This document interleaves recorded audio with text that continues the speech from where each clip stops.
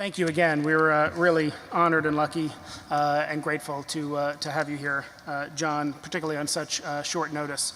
So next we're going to hear from Dan Poneman, the Deputy Secretary of Energy. Those of you who joined us at our launch event last year may recall that Dan was here as well then. He gave brief remarks and then ran out to the airport, unable to take Q&A, and I promised we would get him back. And true to his word, he is here back again with us today to celebrate our first anniversary event. And I'm really grateful to Dan Poneman for taking time from his demanding schedule to help celebrate the center's first anniversary.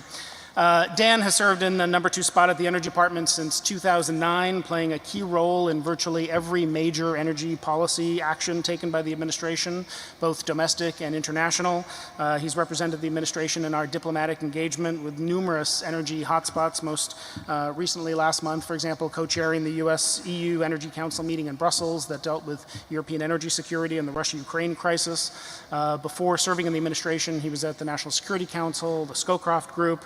I had the very good fortune to work closely with Dan for 4 years on a variety of issues, including just at the tail end, a few weeks coordinating the administration's response to the fuel system disruptions in the New York area that we've already talked about. And Dan will be joining us tomorrow at the roundtable on that I mentioned.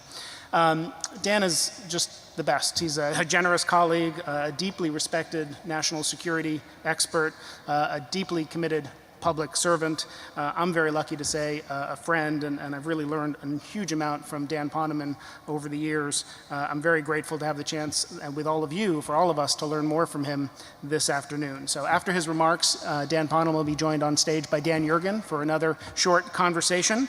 Again, if you have any questions, please write them down on cards. We'll pass them to Dan. Please join me in welcoming the U.S. Department of Energy's Deputy Secretary, Dan Poneman.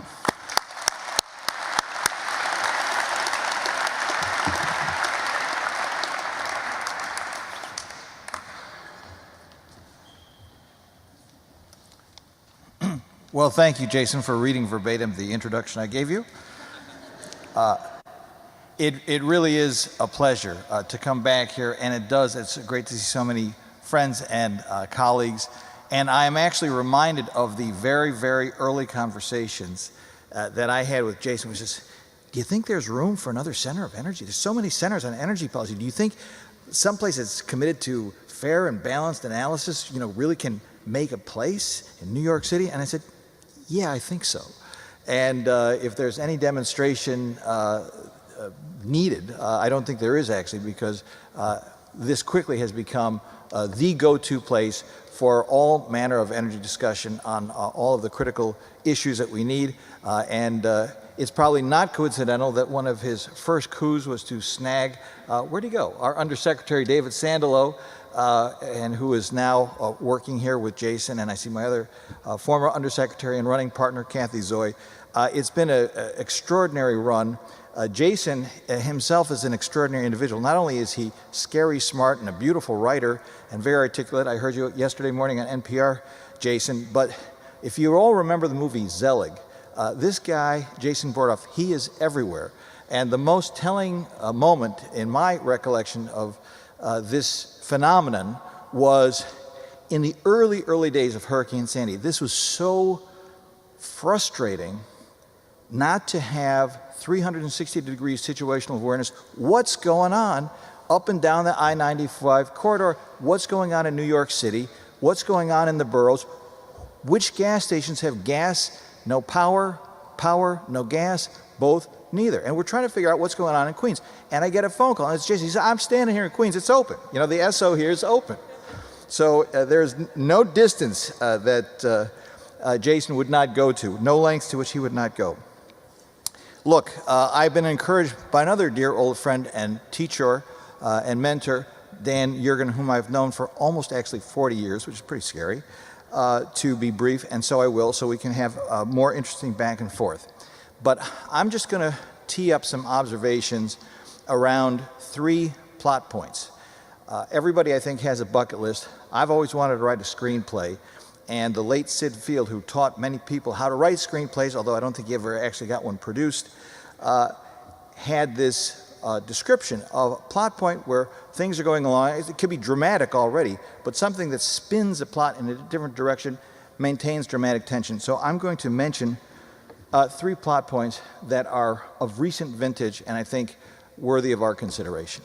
Number 1, as recently as, say, yesterday, we had the release of the National Climate Assessment. This is really a profoundly sobering, if not disturbing, document. I encourage you all to take a look on the White House website and see how John Holdren described it. But look, since they've been recording temperatures since 1895, depending on how you measure, you could be between 1.3 and 1.9 degrees the way to the 2 degrees Celsius that we are trying to avoid if we are to head off the potentially catastrophic effects of dramatic climate change. We have witnessed the other critical threshold, 400 parts per million, that has been crossed and stayed above that level for the full month of April. This is truly disturbing. And again, you don't need scientific instruments to measure that which you read every day in the newspaper. To be out in Los Angeles talking to Governor Brown about the incredible drought that they're suffering out there, and to obviously all of us went through the searing experience of Superstorm Sandy. Whether you're in the southeast worried about the hurricanes that are coming, the northeast worried about all of the rising waters in your low-lying areas, it's everywhere, and obviously it's around the globe. And there's no place that's immune from it. And in a way, when you think about the manifest warnings that we've had about this, and I think very eloquently expressed in such reports as the recent report Fatih Birol at the International Energy Agency wrote about some of the dramatic efforts that are still within reach of viability, but need to be undertaken with a genuine sense of urgency. That is, I think, a worthy subject of consideration for smart people like are assembled here at Columbia University. And if I may say, I think that when President Obama chose a suitably sweltering 95-degree day in Georgetown last June to lay out a quite comprehensive set of actions to be taken along 3 very important pillars, all of which are now actively being pursued. And again, we can go more into it in the Q&A, but number 1, we have to continue to do everything we can to mitigate this climate change through such mechanisms as the introduction of more renewable and clean sources of power generation, through the continued work to transform our vehicular fleet to other forms of less carbon-emitting energy, through the whole array of energy finance mechanisms that are now and newly getting introduced, and I think a very interesting and exciting area we can talk about more in Q&A. Second pillar, obviously mitigation, all the work we're doing at adaptation. We're involved in climate preparedness task forces from coast to coast that are looking at ways to integrate what we're trying to do on the mitigation pillar in a way that makes sure that if we have, God forbid, another episode in which you have to consider such things as evacuation of large metropolitan areas, that you have microgrids that are supporting our transit systems so that when the lights go out in a bunch of homes, that at least critical functions such as transit systems, such as hospitals, continue to operate. And then finally, the third pillar, international leadership. You know, poor Secretary Moniz is just back from having gone at the President's request to Rome to lead a G7 conversation, energy ministerial. He's going to turn around, go back out to Seoul for a clean energy ministerial, and then again at the President's request, he's going to have to head out to Addis Ababa first week in June, and it's a very important task to deal with the energy issues that he's going to at the first African energy ministerial since, I believe, the late Clinton administration. Second plot point, energy security. You know, this has really come home. We knew that it was coming. I invite you to look at President Obama's speech from Georgetown, I believe it was March 2011. We knew it was important not to rely excessively on a single kind of energy, a single source of energy, a single supplier of energy, and all of the events that we are witnessing in Europe and Ukraine have demonstrated this beyond peradventure. We simply need to get better at this. And I personally was very encouraged. I invite you all to take a look at the G7 Energy Ministerial Statement. As multilateral statements go, I think you'll find it extremely content-rich. I think you'll find it extremely operational. And I think you'll find it entirely consistent with the President's Climate Action Plan, his commitment to pursue an all-of-the-above energy strategy, his desire to move from words to action in a robust way, and to take our fate into our own hands, not to use energy supplies as a weapon, not to use energy supplies as a tool of political coercion, but rather for each country to look to its own resources, to look to its own people, to look to its own capabilities, and develop what we have developed, which is as wide a based set of energy options and alternatives as is possible to promote our economic growth, to bring us good jobs, and to lower carbon emissions. Let it be clearly noted that you will not find in the G7 declaration anything that says, well, we can certainly put on hold our concerns about climate change because we've got to get security first. To the contrary, you will find that we can actually work to advance both of those core objectives at the same time. Third plot point, and I will try to be brief so we can get to our Q&A with Dan Yergin, energy finance. And again, the news cycle obliged me a good peg for this portion of the remarks, another plot point, and that is the introduction of the third so-called yield co, mechanism that pulls together a set of assets, renewable power generating assets that are perhaps backed by a set of power purchasing agreements that have long durations that therefore throw off a very predictable cash flow over a sustained period of time. Let me just put this in a little bit of historical context and tell you why it is a plot point. In 2009, there was not a single utility scale solar facility in the United States. And through the Recovery Act and through the loan program that was supported by the Recovery Act, we invested in the first 5, including the largest that we now have so far, Agua Caliente. We invested in large concentrated solar. We now have these plants getting built, generating power, and by the way, the next 10 solar facilities attracted private capital. We helped support one of the largest wind farms in the world at Shepherd's Flat. We've supported biorefineries for cellulosic ethanol. Not to preempt private capital, I asked repeatedly, and again, my colleagues can attest because they were on the credit review board with me. I asked, are credit facilities available for this kind of investment? We're not trying to squeeze out private capital. They said, not at that tenor, not at this time. Remember what credit markets looked like in 2009, 2010.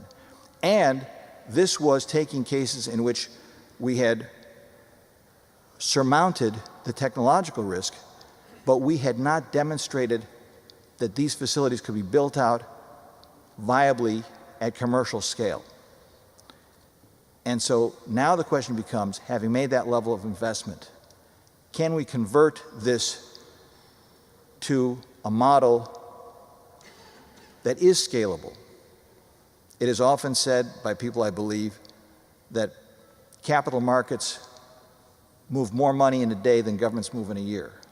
That's what we need to tap into if we're going to scale to the level of investment that's going to be required to transform our energy economy.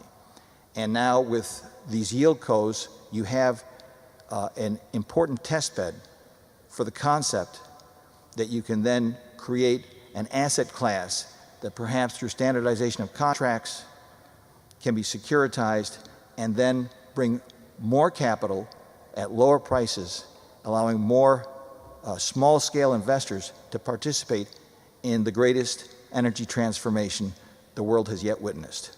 And that, if I may say, is a subject worthy of the authorship of Mr. Dan Yergin. So thank you.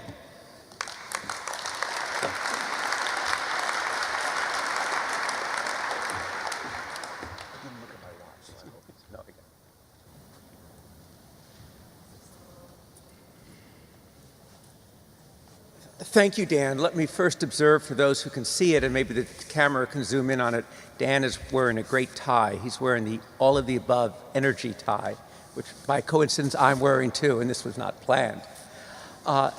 Dan, you sketched out a very compelling script, except that I would argue that it's not a film, it's a multi-year TV series, because it's something that will go on. And I thought what we could do is really take up the plot points that you described and fill them in a little bit. As you mentioned, during this Superstorm Sandy, as well as deploying Jason to Queens to check out gasoline stations, you were really at the center of trying to figure out what was happening in this fog of war. Tell us what you've been doing and what the agenda is on resilience since then, where we are today and where you want to push it. Dan, this is one of the most, to be candid, most dramatic and, for me, startling things that I've experienced in my 5 years at the DOE. It was not, frankly, something that we viewed as central to our activities. But, you know, the old line of Shakespeare, some are born great, some achieve greatness, some have greatness thrust upon us.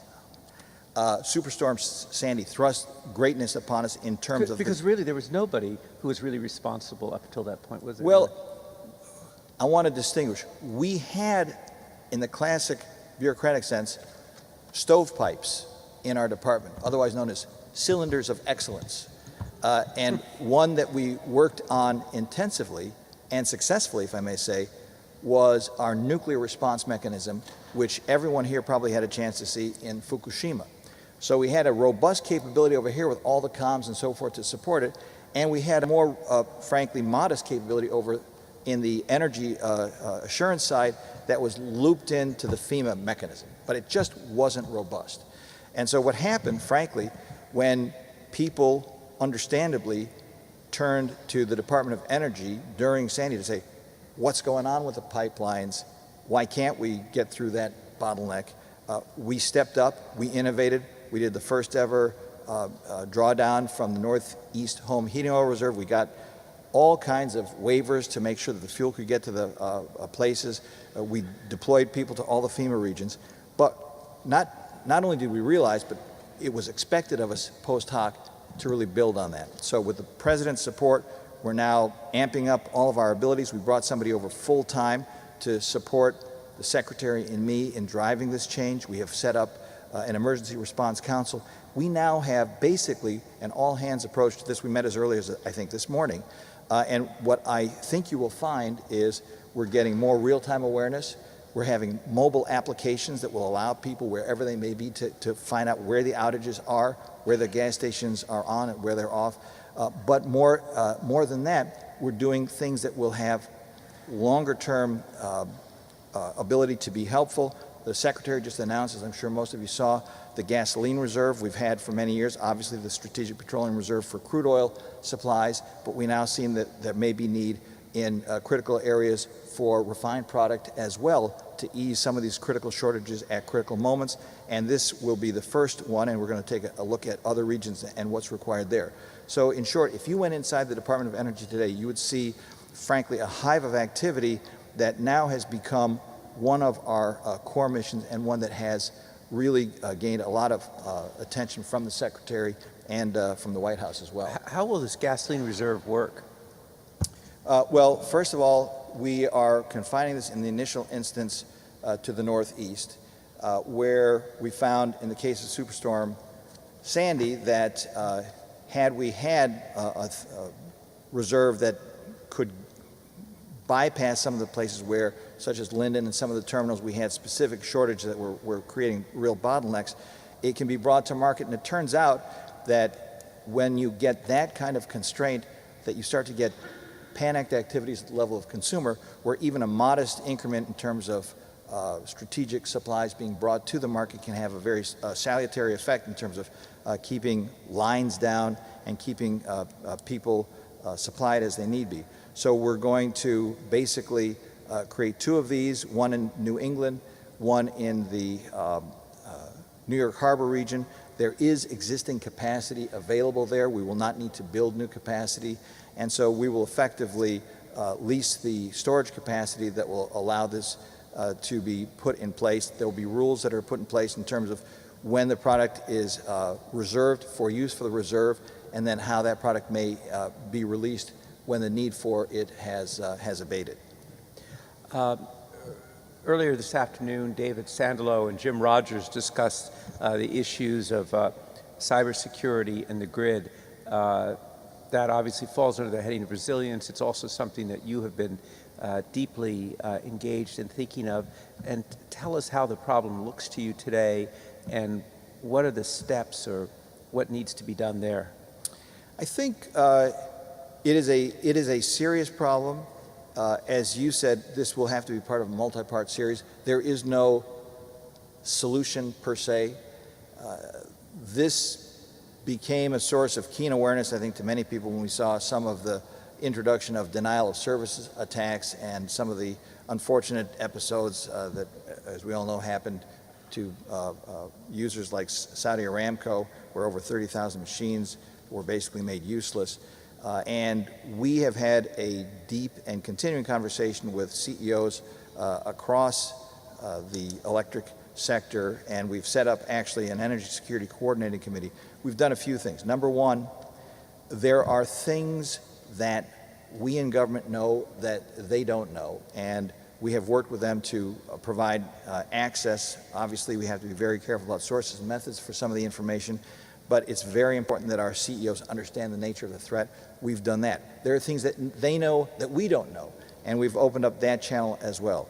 So I think a whole set of activities has evolved around situational awareness on cyber, just as it has on fuel resilience. That's the first thing. The second thing is, it's actually surprising the lack of understanding within a number of utilities of the metes and bounds of their own vulnerabilities. So we actually created at the Department of Energy a risk maturity model that was a tool that we piloted with about 17 utilities. Now over 100 have used it to do their own self-analysis to analyze their vulnerabilities. That's the second piece. The third piece is we have a number of cyber tools which we have made available to the utilities. Again, we are very clear that a lot of the capability to come up with these solutions resides not in the halls of government, but out among the utilities. So that's an exchange as well, where they're bringing various tools to our awareness and vice versa.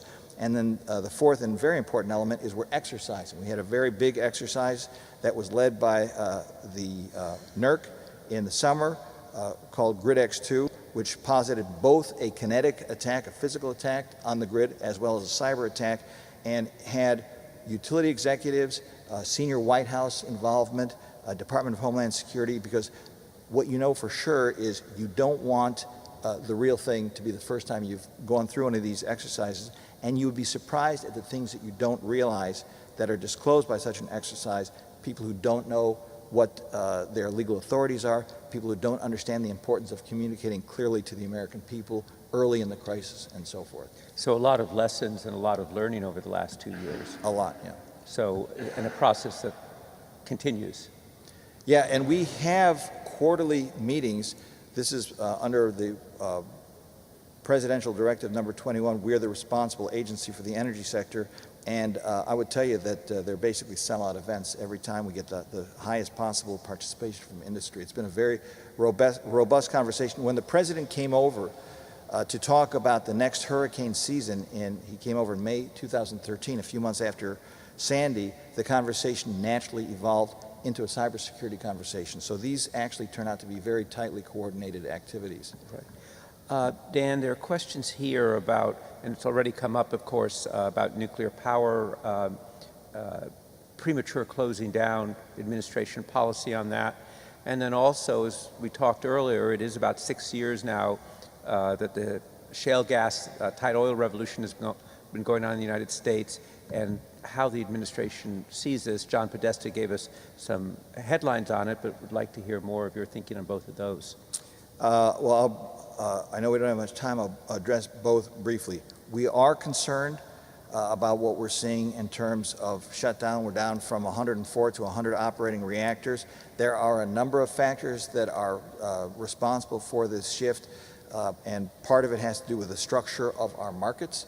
And we are, and Secretary Moniz had brought together his Energy Council to look at exactly what measures could be done to make sure that such things as energy security, energy diversity, capacity that is provided by large-scale baseload nuclear power is brought into the discussion in a way that will allow a long-term sustainable approach to the preservation of our existing nuclear fleet, but also pivoting also to opportunities in such areas as small modular reactors to find new business models that may also spell a promising future in the area of nuclear energy.